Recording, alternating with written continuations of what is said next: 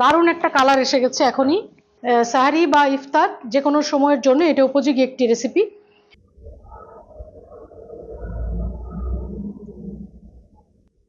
সুপ্রিয় বন্ধুরা, আসসালামু আলাইকুম। আফলাতুন নাহার্স কিচেন ইউটিউব চ্যানেল থেকে আপনাদেরকে অনেক অনেক শুভেচ্ছা এবং স্বাগত জানাচ্ছি। আসলে অন্য একটা রেকর্ডিংয়ে ছিলাম, আমার টিম ওয়েট করছিল ইউটিউব চ্যানেলে যে আজকে রেকর্ডিং ছিল, আমি ভুলেই গেছিলাম। তো এসেই আসলে যেভাবে ছিলাম সেভাবেই ঢুকে গেছি। আর আপনাদের জন্য রমাদান স্পেশাল পর্ব চলছে। এরই ধারাবাহিকতায় আজকে একটি ভিন্নধর্মী রেসিপি নিয়ে আপনাদের সামনে এসেছি, যেটি সেহরি এবং ইফতার দুটোতেই আপনারা খেতে পারবেন। সেরকমই একটি রেসিপি যার নাম ড্রাগন চিকেন। ড্রাগন চিকেন মূলত ভিয়েতনামি রেসিপি, তবে এটিকে অনেকেই ইন্দো চাইনিজ রেসিপি হিসাবেও পরিচয় করিয়েছেন। ড্রাগন চিকেন তৈরি করতে আমি যে উপকরণগুলো ব্যবহার করছি আসুন দেখে নিই।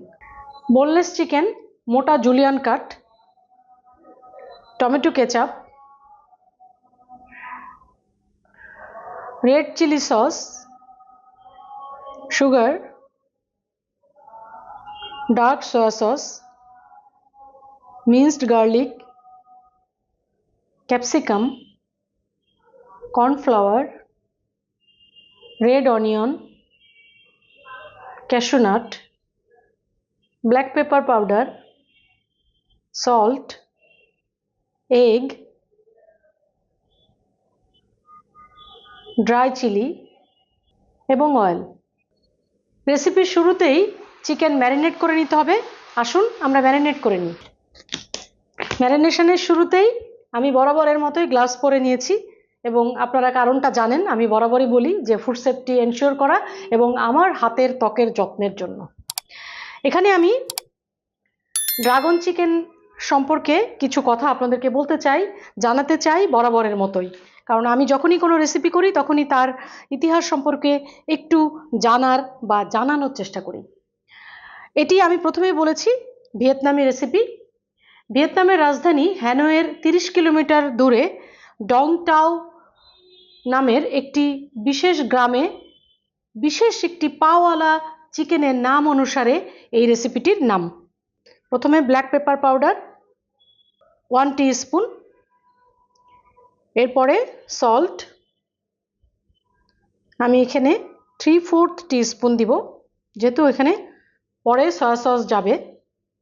সয়া সস দিব 1 টেবিল স্পুন, এরপরে কর্নফ্লাওয়ার 2 টেবিল স্পুন,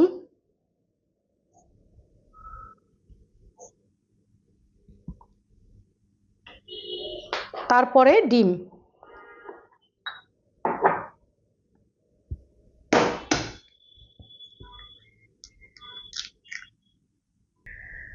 যারা রেসিপিটি মাঝখান থেকে দেখছেন তাদের জন্য আমি আবারও বলে দিচ্ছি, আমি এখানে চিকেন মোটা জুলিয়ান কাট করে নিয়েছি।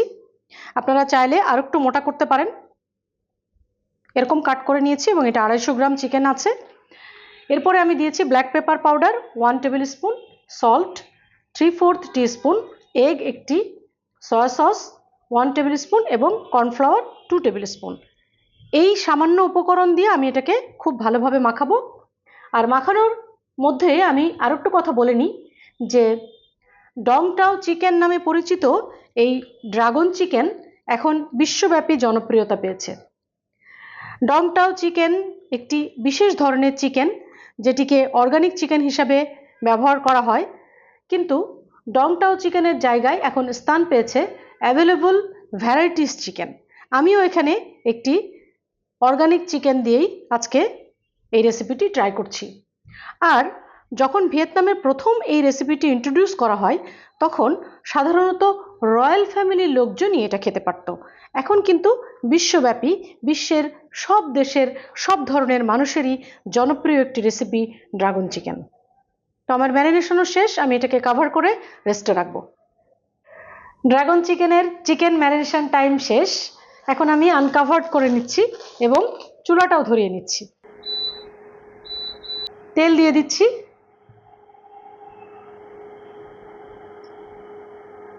খুব খুব সামান্য তেল দিয়ে এই রেসিপিগুলো হয়, কারণ বাইরের দেশের রেসিপিগুলো সাধারণত একটু কম অয়েলি এবং কম স্পাইসি হয়, যেটা আমাদের স্বাস্থ্যের জন্য খুবই উপকারী।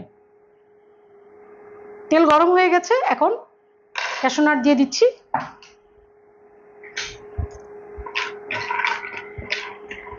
হালকা ব্রাউন করে ভেজে নিব।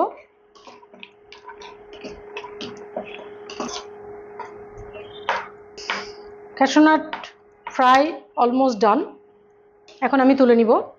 এভাবে লাইট ব্রাউন করে রোস্ট করে নিব, তাহলে খাবার সময় খুব ক্রাঞ্চি থাকবে। এবং ড্রাগন চিকেনে এই ক্যাশু নাটটাই কিন্তু একটা অনবদ্য একটা টেস্ট এনে দেয়। এখন আমি এই তেলের মধ্যেই মিন্সড গার্লিক, যেটা রসুন কুচি, দিয়ে দিলাম 2 টিস্পুন। এটাও লাইট ব্রাউন করে ভেজে নিব, জাস্ট সতে করা, এটা ভাজা বললেও ভুল হবে, সতে করে নিব। লাইট ব্রাউন হয়ে গেছে, আপনারা দেখতে পাচ্ছেন। সাথে সাথে আমি অনিয়ন দিয়ে দিচ্ছি, একটু রাফলি চপড এটা।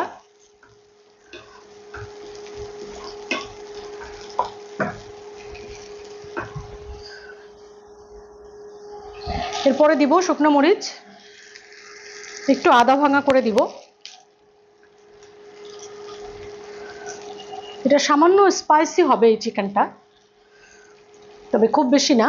আমি এখানে 4টা শুকনো মরিচ দিলাম। আমার যে বন্ধুরা মাঝখান থেকে দেখছেন তাদের জন্য বলি, আমি এখানে রসুন কুচি নিয়েছি 2 টিস্পুন, আর মিডিয়াম সাইজের 2টো পেঁয়াজ নিয়েছি রাফলি চপড, আর 4টা শুকনো মরিচ আদা ভাঙা করে নিয়েছি। এখন সতে হয়ে গেছে, ক্যাপসিকাম দিয়ে দিচ্ছি। এখানে একটু বড় ক্যাপসিকাম আমি হাফ নিয়েছি।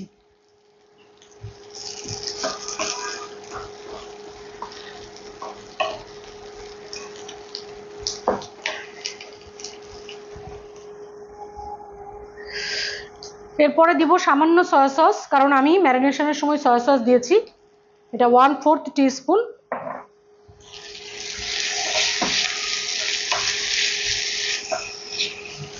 দারুণ একটা কালার এসে গেছে এখনই। এরপরে দিব রেড চিলি সস,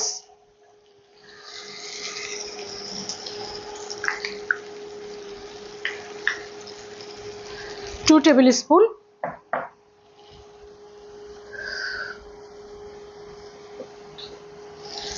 সামান্য সুগার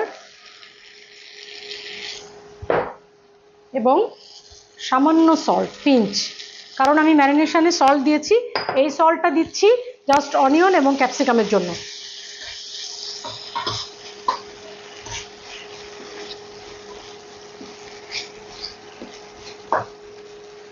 এরপরে আমি ম্যারিনেটেড চিকেনটা দিয়ে দিচ্ছি।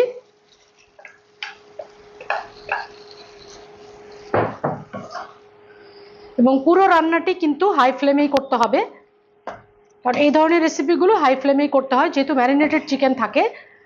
ম্যারিনেটেড চিকেন এবং বোনলেস চিকেন আমি নিয়েছি, এটা কুক হতে একদম সময় লাগবে না। আর খুব কম তেলে এই রেসিপিটি তৈরি করা। আর আমি প্রথমেই বলেছি যে এটি সাহারি বা ইফতার যে কোনো সময়ের জন্য এটা উপযোগী একটি রেসিপি, কারণ অনেকে ইফতারের সময় ভাজা পোড়া অ্যাভয়েড করে সাধারণত লাইট খাবার খেয়ে থাকেন, সেটা খুবই ভালো। আমিও সেইটা চেষ্টা করি, প্রতিদিন হয়তো না পারলেও বেশিরভাগ দিনই রমজানের সময় বেশিরভাগ দিনই লাইট খাবার খেতে পছন্দ করি, কারণ সারাদিনে এমটি স্টমাকের পরে হঠাৎ করে ভাজা পোড়া অনেক ধরনের তেল মশলা জাতীয় খাবার না খাওয়াটাই আমাদের শরীরের জন্য, পেটের জন্য ভালো। তো এই রেসিপিটি যদি আপনি ইফতারে ট্রাই করেন, তাহলে অনেক সময় আমরা একটু পাতলা খিচুড়ি দিয়ে বা পাতলা আটা রুটি দিয়ে বা ময়দা রুটি দিয়ে আমরা এটাকে খেতে পারি। এবং যদি একদম নর্মাল ওয়েতে যে ফ্রাইড রাইসটা তৈরি করা হয় সেটা দিয়েও কিন্তু এটা দারুণ যাবে।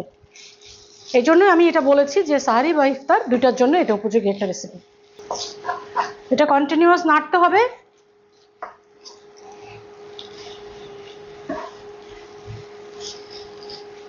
মাঝখানে আমি সামান্য পানি দিব, এবং অবশ্যই এটা গরম পানি, চিকেন থেকেও পানি বের হবে। আর আমি এখানে 1/4 কাপ পানি দিলাম। পানি দেওয়ার পরে খুব ভালোভাবে নেড়ে আমি এটাকে এখন ঢেকে দিচ্ছি। 10 মিনিট ওয়েট করব, এরপরে আমি যে রোস্টেড ক্যাশু নাট করে রেখেছি সেটা দিয়ে দিব।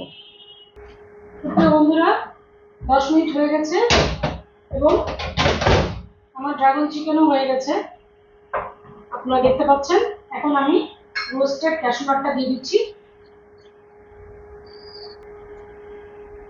আমি চুলা বন্ধ করে দিচ্ছি, উপরে সামান্য বাটার দিব,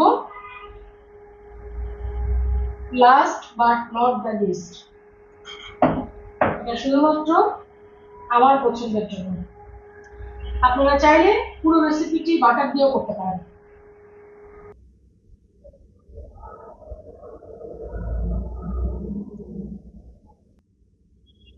সুপ্রিয় বন্ধুরা, আমি সবসময় বলেছি সাজানোটা যার যার পছন্দ মতো, তবে অবশ্যই এমন কিছু দিয়ে সাজাতে হবে যেটা এডিবল হয়। আর এখানে যেহেতু আমি ক্যাপসিকাম ইউজ করেছি, যার কারণে আমি ক্যাপসিকাম দিয়ে একটু সাজিয়েছি, যাতে আমাদের পারিবারিক বন্ধন এরকম ভালোবাসায় ভরপুর হয়ে থাকে। এই ধরনের রেসিপি রমজান মাসে অবশ্যই আমাদের ইফতারের টেবিলে এবং সাহারির টেবিলে থাকা দরকার, তাহলেই আমরা সুন্দর, স্বাস্থ্যসম্মত এবং প্রাণবন্ত থাকব। এরকম হেলদি এবং ফ্রেশ খাবার আমাদের রমজান মাসের ইফতার এবং সাহারিতে থাকাটা খুব জরুরি।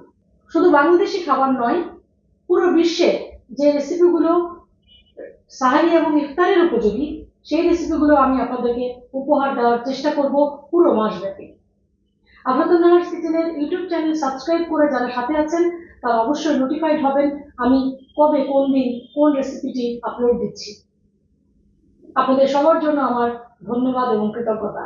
আর যারা এখনো চ্যানেলটি সাবস্ক্রাইব করেননি তাদেরকে আমি অনুরোধ করব চ্যানেলটি সাবস্ক্রাইব করে ভিজিট করুন এবং দেখুন কি কি রেসিপি এই চ্যানেলটিতে আছে।